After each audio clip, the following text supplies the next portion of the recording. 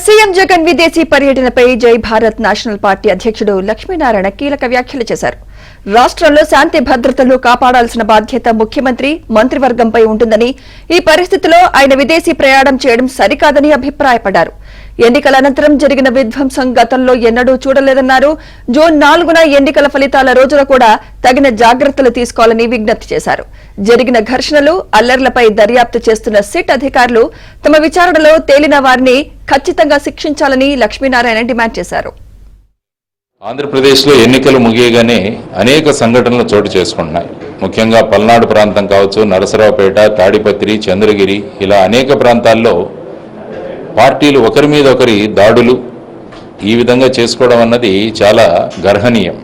ప్రతి ఒక్కరూ వెళ్ళి ఎలక్షన్ కమిషన్కి ఫిర్యాదులు ఇవ్వడం తప్ప వాళ్ళ క్యాడర్కి, వాళ్ళ శ్రేణులకి ఇటువంటి సంఘటనలో ఎవరూ ఉండవద్దు. ఏ పార్టీ నుండైనా ఎవరినైనా సస్పెండ్ చేశారా? ఇంతవరకు ఎవరిని సస్పెండ్ చేయలేదు. ముఖ్యమంత్రి గారు కూడా విదేశీ యాత్రలకు వెళ్ళారు. ఒక ముఖ్యమంత్రిగా ఇటువంటి స్టేట్లో ఇటువంటి ఘటనలు జరుగుతున్నప్పుడు వారు ఇక్కడ ఉండాల్సిన అవసరం ఉంది. ఎందుకంటే ఎలక్షన్ కమిషన్ ఎలక్షన్ నడిపిస్తుంది, కానీ రాష్ట్రంలో శాంతి భద్రతలు మరియు మిగతా విషయాలు నడపాల్సింది ముఖ్యమంత్రి గారు, వారి మంత్రివర్గం.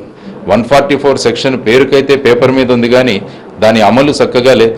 ఎందుకంటే మొన్న పోలింగ్ డే రోజు కూడా చూసాం, ప్రజలు గుంపులుగా వచ్చి ఓటర్లను ప్రభావితం చేయడానికి ప్రయత్నించారు, కానీ ఎటువంటి వారి మీద కూడా పెద్ద చర్యలు తీసుకున్నట్టు ఎక్కడా రికార్డులో నమోదవ్వలేదు.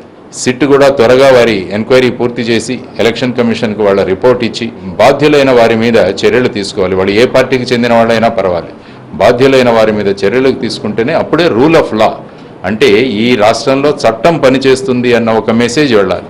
చట్టం ముందు అందరూ సమానులే అన్న మెసేజ్ కూడా వెళ్ళాలి. ఆ రూల్ ఆఫ్ లా అన్నది మనం ఎస్టాబ్లిష్ చేయడం చాలా అవసరం. ఈ సందర్భంగా అందరూ కలిసి ఈ పరిస్థితులను చక్కదిద్దాలని నేను మనస్ఫూర్తి